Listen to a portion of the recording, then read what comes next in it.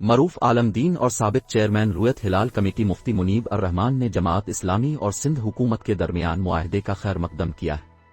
تفصیلات کے مطابق اپنے ایک بیان میں مفتی منیب الرحمان نے کہا کہ علماء اہل سنت نے اس معاملے میں مثبت اور تعمیری کردار ادا کیا ہے، پرامن جدوجہد اور مذاکرات سے مسائل کو حل کرنا ایک قابل تحسین روش ہے۔ مفتی منیب الرحمان نے کہا کہ کراچی کے انفراسٹرکچر کو اپ ڈیٹ کرنے کی ضرورت ہے، پرامن سیاسی جدوجہد مذاکرات کے ذریعے مسائل کو حل کرنا ایک قابل تحسین روش ہے۔ انہوں نے کہا کہ تمام ذمہ دار اتھارٹیز کی طرف سے اس کی حوصلہ افزائی ہونی چاہیے۔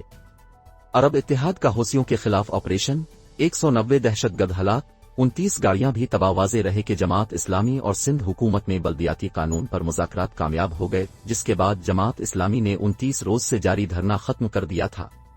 مزید علاقائی سندھ کراچی